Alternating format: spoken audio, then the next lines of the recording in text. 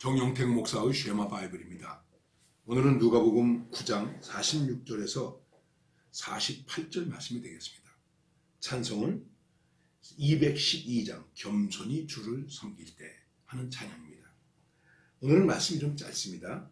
제자 중에서 누가 크냐 하는 변론이 일어나니 예수께서 그 마음에 변론하는 것을 아시고 어린아이 하나를 데려다가 자기 곁에 세우시고 그들에게 이르시되 누구든지 내 이름으로 이런 어린아이 하나를 영접하면 곧 나를 영접하며 또 누구든지 나를 영접하면 곧 나를 보내신 이를 영접함이라.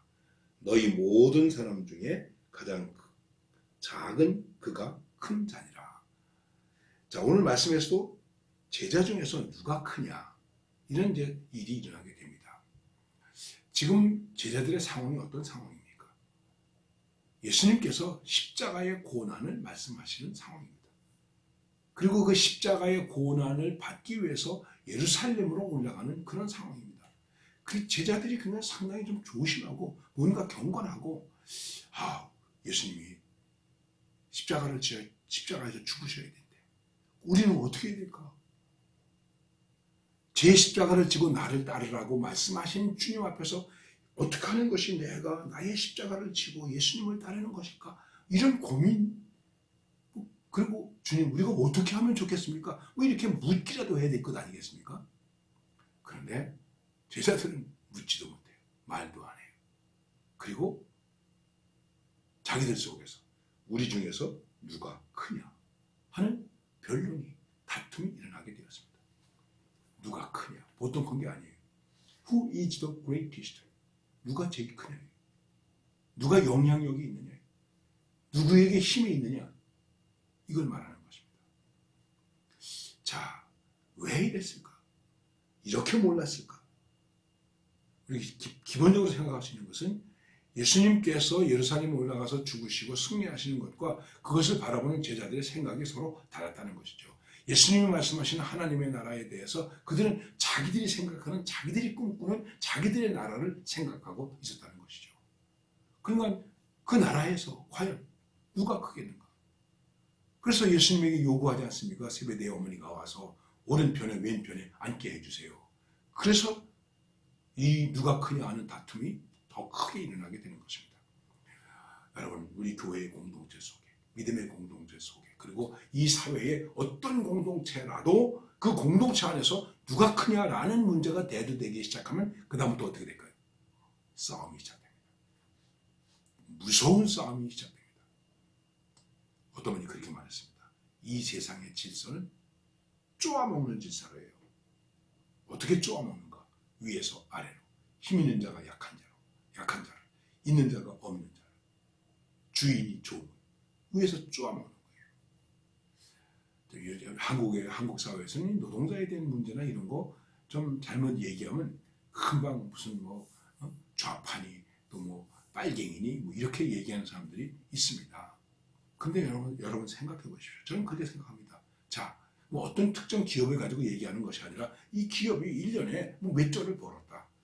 그러면 그 모든 회사원들에게 좀 나누어주면 안 되나요? 그 회사가 망하나요? 제가 이렇게 얘기하면 이게 좀 잘못된 걸까요? 그래서 누가 크냐? 왜? 크면 큰 자리에서 아래로 쪼아먹기 때문에. 그런데 기독교의 진리는, 신앙은 그게 아니고 뭡니까? 십자가. 십자가의 핵심이 뭐라고요? 자기를 부인하는 거. I'm nothing. 나는 없다. 내 존재도 내 존재감도 나의 이익도 내 자리도 없다. 오직 주님께서 원하시는 것을 내가 행하는 그것이 나의 십자가이다. 이것입니다. 근본적으로 우리들이 이 부분에 대해서 깊이 고민하고 다시 생각해야 됩니다.